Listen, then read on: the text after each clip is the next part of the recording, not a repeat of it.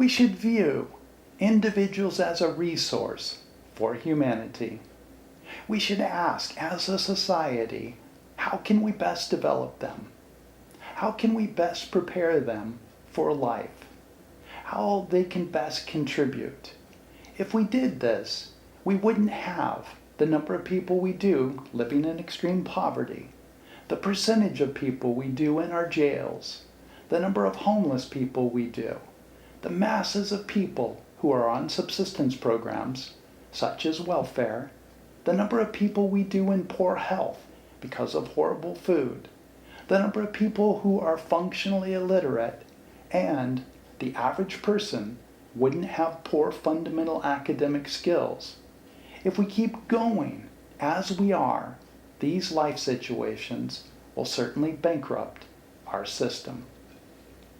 This is a review and afterthoughts of the fourth set of 10 full videos here on the Potential Reality channel. 3 of these are on what we as a society can do to move more towards our potential. 4 episodes are on what I learned of South America growing up.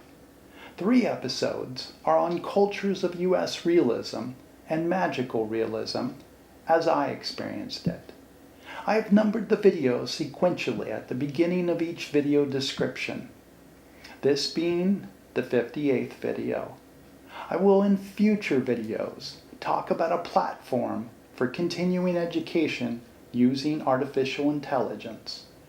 In episode 43, I take a look at how we often take our brightest, most talented, and have them create harmful products and ways to manipulate people into using these products. What if we had a society that took our brightest and had them develop a better world? A world far more committed to our overall wellness. What if we taught children to dream, desire, to become great thinkers, to dream of creating a more humanitarian world? Instead, we teach our young to dream of being celebrities, athletes, film or music stars, or wealthy in any way without regard to substance or contribution. In episode 49, I look at that most students struggle negatively through school. The end result is that they don't learn a lot anyway, hate school, and are uninterested in learning throughout their lives. The system has failed them. The U.S. system spends $750 billion publicly on K through 12 and produces adults who, on the average, read at a 7th or 8th grade level and has 43 functionally illiterate adults. The levels of other academic skills are also low. Most of us know little of the world we live in and how to live in it. Why? Why is it we give up most of our childhood to education and know so little? More than 1 in 5 of the people in the world who are imprisoned in the United States. Criminals are almost entirely uneducated in the academic sense. Around 60 million people in the U.S. are on welfare. We are essentially taking something far more capable than supercomputers, and by not developing them, we make them useless. Each and every human mind is capable of amazing things. In episode 50, I consider us not allowing negative manipulation of people. I am referring to the internet, TV, movies. I look at the medical system, a system that is far more committed and legally obligated to its shareholders and in making money than it is to treating each of us. While some of our brightest may be teachers, despite a system that discourages that, why doesn't the system capture more of our brightest to teach or develop education? What if education development as a science were one of our priorities? What if children were even taught some of this? The reason I feel this is important is that children are often taught they are not smart. This limits them in life. What if they were taught that there was some way that each of us could be good students. I strongly believe that most students can be good students, that there is a way. Living in Panama, when I was very young, being exposed to my mother's Louisiana culture, brought me to a very different cultural mindset than what I have termed my culture of realism in such places as Indiana, Michigan, Oregon, and even California. This exposure to something else outside of realism was just a taste, but it was a very nice taste. It then had me at a very young age interested in South America, which was similar. I term that cultural magical realism. I have taken that from the type of literature that is common in Latin America. My exposure to magical realism was to a world of infinite possibilities. It was to an endless jungle across the street from where we lived in Panama. It was the stories my Louisiana family told me growing up. It was the vastness of the Louisiana swamps with creatures such as enormous alligators, deadly sea snakes, and who knows what else lurked deep in this unknown world. This all heightened my imagination.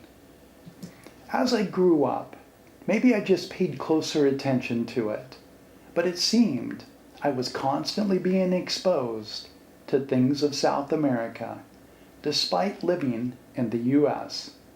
I go through my early fascination with South America in 6 of these videos. In episode 44, I look at South American survival stories I read throughout elementary school, such as plane crashes in the Andes Mountains and in the Amazon jungle. There was also maroon tales of Robinson Crusoe and Swiss Family Robinson, based on an actual event. Butch Cassidy and the Sundance Kid was the first adult film that I liked. It was a true story of American outlaws who fled to South America. In episode 46, I go over my young mind learning of a very strange Lake Titicaca, native tribes who would shrink skulls and display them. There were Spanish accounts of 15 feet tall or nearly 5-meter people. There were gigantic sloths who roamed Patagonia in southern Argentina. I read of some of the great European explorers and navigators who from the 16th to 19th century would use the frigid cold Straits of Magellan in the far south lands to move west past South America, a place I had to see for myself long after it had been passed through by Magellan, Drake, Cook, and Darwin. There was the tale of the lost city of El Dorado. In episode 47, my college studies would only contribute to this. I studied about the Yanomamo and other Stone Age tribes of the jungles of South America. A neighbor who had worked for the U.S. President Franklin Roosevelt would instruct me of his diplomatic trips to South America. I would watch the film Missing as I learned about the brutal government of General Pinochet of Chile. I would read about the dirty war of Argentina. This caught my attention because students my age and slightly older were being captured and tortured to death by the oppressive dictatorship. They were doing no more than I am doing on this YouTube channel. Then in Spanish literature class, I would learn of magical realism and how the South American writers became famous for this. Outside of school, I would watch the first Indiana Jones film. The opening scenes had Indiana searching for archaeological treasures in northern Peru. I read about many explorers of South America, including President Teddy Roosevelt, who charted hundreds of miles of unsearched tributary of the Amazon. There was Percy Fawcett, who was never found. He was searching for the lost city of Z. Hiram Bingham found his city in Machu Picchu. Even writers took an interest such as Sir Conan Doyle with the novel Lost, and Edgar Allan Poe wrote a poem about the lost city of El Dorado. Please subscribe and like, as this is how YouTube decides to send it on to others. Thank you so much for watching. Have a great day, and see you in the next episode.